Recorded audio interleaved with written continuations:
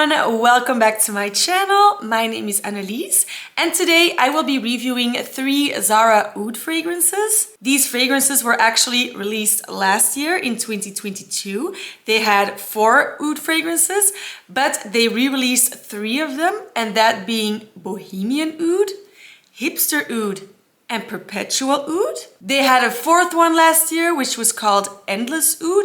They did not re-release that one, so I don't have that one, but yeah, it's not available at Zara, so it doesn't really matter. But first of all, if you like Zara fragrances or you're just trying to get to know them a little bit better, feel free to subscribe to my channel. I have several other Zara videos up on my channel already, and I do plan on releasing a bunch more. So that might be interesting if you're like, okay, there are so many fragrances on the Zara website, I do not even know where to start. My channel might be helpful, so yeah, just click that subscribe button and let's just dive right into the review. So like I said, I'm going to be reviewing Perpetual Oud, Bohemian Oud, and Hipster Oud. Let me just start off with a little bit of a general review that applies to all 3 of these. So they're called ouds, but these really are very soft ouds. So there is a little bit of an oud vibe in these fragrances, but it's not really like bam, oud. Like it's not Middle Eastern smelling. It's probably not even real oud, but I don't know enough about oud to be really saying things like that, so I'm not sure. But it's definitely all very soft oud. So if you're just trying to get to know the note of oud a little bit, these might be interesting as they are not like super strong. I kind of wonder how often I said the word oud. Oud, oud, oud. Okay, so let's just start with the first one, and that is Bohemian Oud. Bohemian Oud is basically a sweet, gourmandish cacao type of scent with some leathery smokiness to it. A lot of people feel like this is reminiscent of Maison Margiela by the Fireplace. I do get the comparison, although I would not say this is a dupe for that. If you don't know, By the Fireplace, it's actually a kind of a sweet fragrance, sort of marshmallowy, with a note of smokiness as well. So I'm thinking they were trying to capture sort of a moment where people are roasting marshmallows by the fireplace. I'm thinking that's what they were trying to do, but that's what makes it a sweet and smoky fragrance. This one, Bohemian Oud, is also a sweet and smoky fragrance, but both the sweetness and the smokiness is a little bit different in this one than in the other one. This sweetness is mostly that cacao with the vanilla, which really gives it a nice, almost chocolatey type of sweetness. Whereas in By the Fireplace, the sweetness is more, like I said, I think they're trying to recreate like a warmed up marshmallow a little bit. I don't know, it's a little bit different of a sweetness. It doesn't have that cacao chocolatiness that this one does have. So I do prefer the sweetness in this one. And then also that smokiness that they both have is also quite different. I think personally in By the Fireplace, I feel like the smokiness is almost too realistic. Like, I think it almost smells like burnt paper or maybe even like a cigarette. I feel like it's that type of smoke. That is why I'm not a fan of By the Fireplace. It's just really, the smokiness is really like you just came from somewhere where they were burning paper or wood or cardboard, or people were smoking cigarettes. I feel like it's sort of that type of smokiness. This type of smokiness is more of a leathery smokiness. It's hard to describe, but I think leather and smokiness are sort of similar. I sometimes, like, I'm smelling something and I'm like, am I smelling leather or am I smelling smokiness? So I do think those are sort of similar types of notes. And this one sort of has both as well. So it is leathery smoky, whereas By the Fireplace is burnt paper smoky. That's the best way for me to describe it. So all in all, personally, I prefer Bohemian Oud over by the Fireplace. This is definitely unisex. I do think because of that cacao, I feel like it's slightly more feminine, although I would still classify this as a unisex fragrance. Longevity is quite well. I would say this is average performing and has average longevity. It's not a beast, but it's definitely fine. I think you could get away with about 6 hours or so. But yeah, you might need reapplying if you want to have a really strong scent bubble all day long. But yeah, that's why these bottles are so handy. You can just bring them with you in your purse. So yeah, that was Bohemian Oud. Okay, the next one I will be reviewing is called Hipster Oud. I keep going back and forth with this one. I don't know what it is, but I both really like it and kind of dislike it at the same time. So, this is a rose, ambery, saffron-y type of fragrance. And the opening is quite different from the dry down, if you ask me.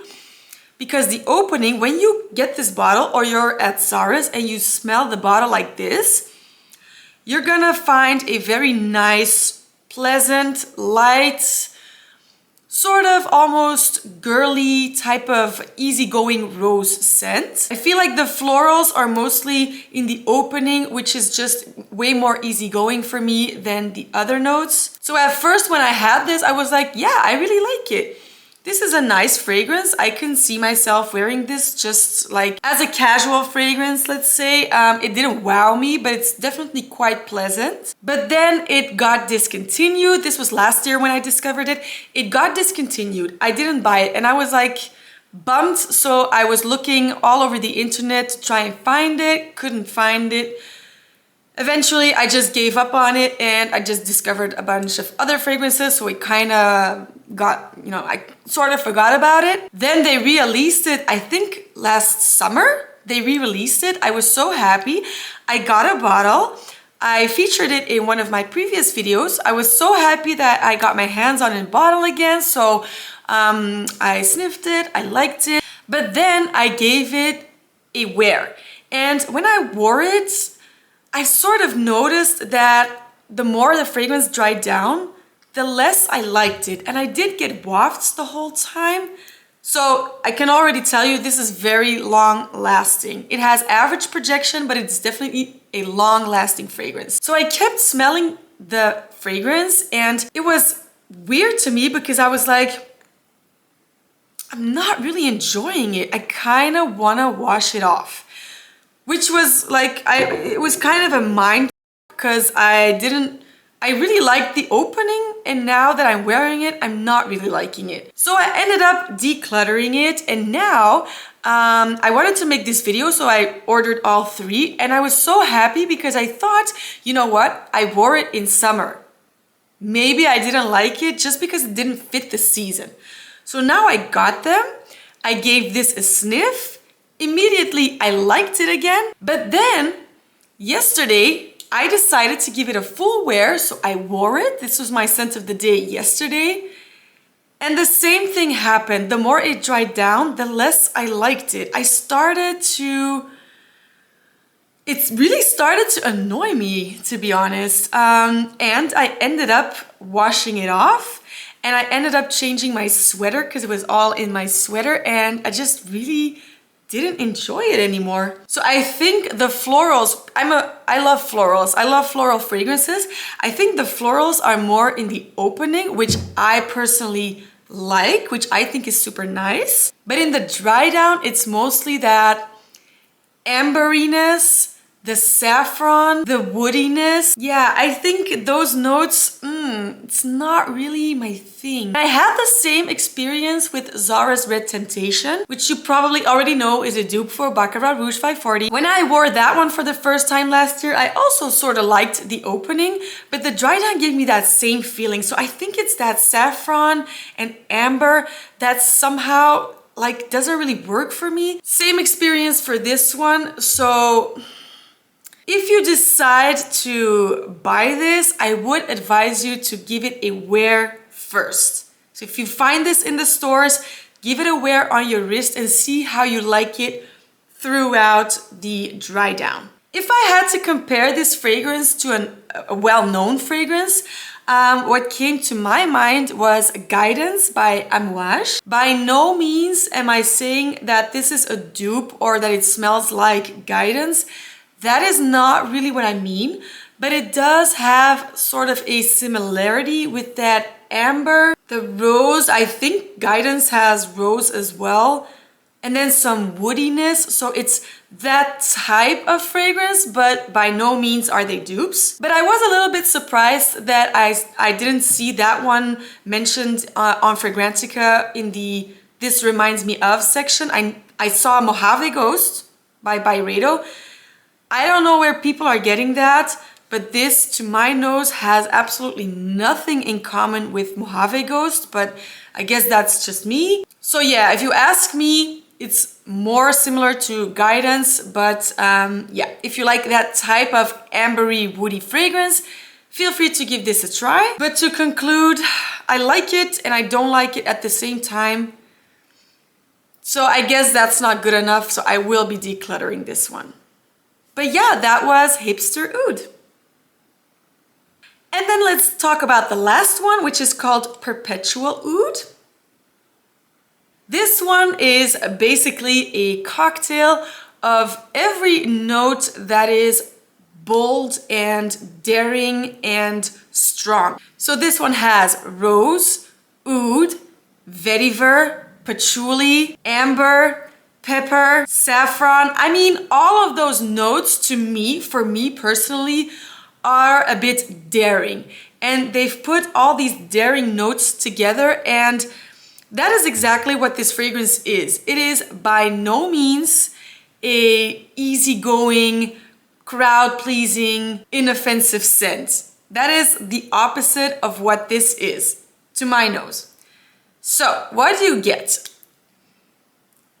What I immediately got was a very strong rose. So I don't know, I think rose is a note that has many different forms. I love like those watery rose petal, floral type of rose scents, very summery and light and airy. But I really can't do woody roses or jammy roses. Those types of roses are, they're tricky to me. I can't do them. This is a woody rose. Okay, so my battery died. That is why maybe the screen is a little bit different, but let's just move on. So I was saying that this is a woody, sharp rose. I'm definitely getting those those harsh notes of patchouli and vetiver. It's a very dry fragrance. It doesn't have any sweetness. And I'm just gonna say it, this is absolutely not for me. I feel like this smells of the 90s. Like a rich person in the early 90s might have worn this fragrance. I don't know where I'm getting that from. Maybe I knew someone when I was a child and I was growing up in the 90s. Maybe there was someone in my family or someone I knew that was middle-aged or older that had a lot of money and that had a perfume like this. Maybe that's why I'm making that connection, but to me, it really doesn't smell modern. You don't have to smell modern, but it does smell really like the early 90s or the mid 90s. It's really not for me. Having said that, I don't think it's a bad fragrance. So I know that sounds weird, like I'm telling you that I really don't like it, but at the same time, I don't think it's a bad fragrance. It's not a bad fragrance. It is just absolutely nothing that I would ever wear. Also, I think it has a little bit of a metallic opening. I also got that metallic scent in another Zara fragrance. That one was called Vibrant Leather for Her, which also gave me 90s vibes. Yeah, maybe it's that patchouli, I don't know, but yeah, the metallic note in here sort of gives me a headache, but I've tried this on skin and I found that the metallicness did disappear in the dry down. So overall, I think it's a sharp, bold rose. I do think it's unisex, feminine leaning. This one also has average projection and quite a long longevity. Like I said, this is anything but an inoffensive scent. So if you do want to wear this, let me just ask you, don't wear it to the office or the gym. It's not that type of fragrance. Of course, you can do what you want. Don't take this too literally. But if you ask me, it's a very bold fragrance and it could offend people around you. If I were in a train and a person behind me or next to me wore this, you know, if it's subtle, I'm okay with it. But if they oversprayed this one, it would choke me out and I would really get nauseated from smelling that.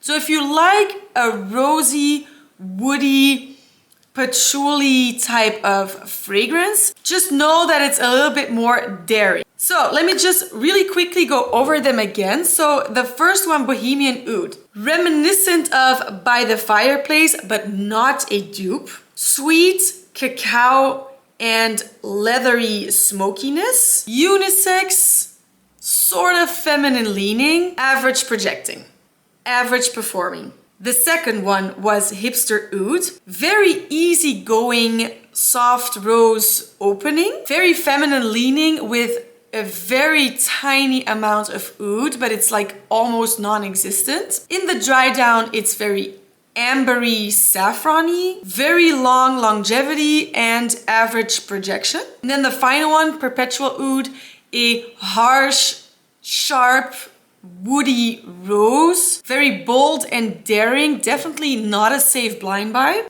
Unisex, also slightly feminine leaning, metallic-y, sharp, patchouli heavy. So that was it for today. Let me know in the comments if you've tried these. What are your thoughts? I'm sorry if I was a little bit negative about Perpetual Oud, but you know, I'm just here to give you my honest opinion. That doesn't mean that it's a bad fragrance. Maybe it suits you. It just would not suit me. But of course, as always, I would love to hear all of your opinions. So let me know in the comments. If this video was somewhat helpful, give it a thumbs up. And again, feel free to subscribe if you like this type of content. And I will see you for the next one. Bye.